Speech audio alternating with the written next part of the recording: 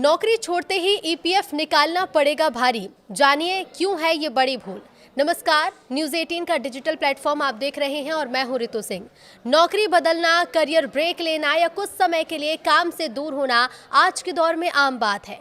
अब ऐसे समय में कई लोग सबसे पहले अपने ईपीएफ खाते की रकम निकालने का फैसला कर लेते हैं, लेकिन क्या ये कदम सही है? वित्त विशेषज्ञों का ये मानना है कि जल्दबाजी में ईपीएफ निकालना भविष्य की बड़ी आर्थिक सुरक्षा को कमजोर कर सकता है। तो अगर आप भी नौकरी छोड़ चुके हैं या बदलने की सोच रहे हैं तो ये जानना आपके लिए भी जरूरी है कि ईपीएफ को छेड़ना क्यों नुकसानदेह हो सकता है। नौकरी छोड़ने के बाद ब्याज मिलता रहता है, तो बहुत से लोगों को लगता है कि नौकरी छूटते ही ईपीएफ पर ब्याज मिलना बंद हो जाता है, जबकि ऐसा नहीं है। एम्प्लॉयज प्रोविडेंट फंड ऑर्गेनाइजेशन यानी कि ईपीएफओ 58 साल की उम्र तक आपके खाते पर ब्याज देता रहता है, भले ही आप कुछ समय तक काम न करें। हाल ही के सालों में ईपीएफ पर करीब 8% से ज़्यादा ब्याज दर दी गई है, जो लंबे समय में बड़ी रकम बना सकती है। तो अगर आप पैसा निकाल लेते हैं तो ये ब्याज रुक जाता है और आपका रिटायरमेंट फंड छोटा पड़ सकता है। कंपाउंडिंग की ताकत को मत तोड़िए, क्योंकि लंबी अवधि में धन बढ़ाने का सबसे ज़्यादा बड़ा हथियार है कंपाउंडिंग यानी कि चक्रवृद्धि ब्याज।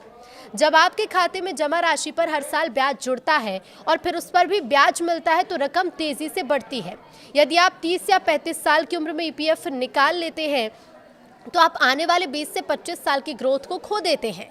यही छोटी दिखने वाली रकम रिटायरमेंट तक पहुंचते पहुंचते लाखों या करोड़ों में बदल सकती है। ईपीएफ निकालने से पहले 5 साल का नियम जरूर याद रखें। यदि आपने लगातार 5 साल की सेवा पूरी नहीं की है और पूरा पैसा निकाल लेते हैं तो उस पर टैक्स लग सकता है। इससे आपकी बचत और कम हो जाती है। खासकर करियर के शुरुआती अवस्था में बार बार नौकरी बदलने वाले युवाओं के लिए समझना जरूरी है कि जल्द निकासी टैक्स और ब्याज दोनों का नुकसान कराते हैं। कभी कभी ईपीएफ खाते में ब्याज अपडेट होने में देरी हो सकती है। विशेषज्ञों का मानना है कि घबराने की जरूरत नहीं होती, क्योंकि ब्याज की गणना बाद में जोड़कर दी जाती है। यदि लंबे समय तक ब्याज नहीं दिखे तो आप ईपीएफओ पोर्टल पर शिकायत दर्ज कर सकते हैं या फिर संबंधित कार्यालय से आप संपर्क कर सकते हैं। फाइनेंशियल प्लानर्स का कहना है कि अपने खाते में नाम, अपनी जन्म तिथि, बैंक डिटेल और केवाईसी जानकारी अपडेट रखना बहुत जरूरी है, वरना क्लेम करने में आपको दिक्कत आ सकती है। तो अगर आप नई नौकरी ज्वाइन करते हैं तो अपने पुराने ईपीएफ बैलेंस को नए खाते में ट्रांसफर करना बेहतर ऑप्शन है। आपका यूनिवर्सल अकाउंट नंबर यानी कि यूएएन एक ही रहता है, जिससे सेवा की निरंतरता बनी रहती है और टैक्स लाभ भी सुरक्षित रहते हैं। हालांकि गंभीर बीमारी, घर खरीदने या बच्चों की पढ़ाई जैसे जरूरत के लिए आंशिक निकासी की अनुमति है, लेकिन पूरी रकम निकालना समझदारी नहीं मानी जाती।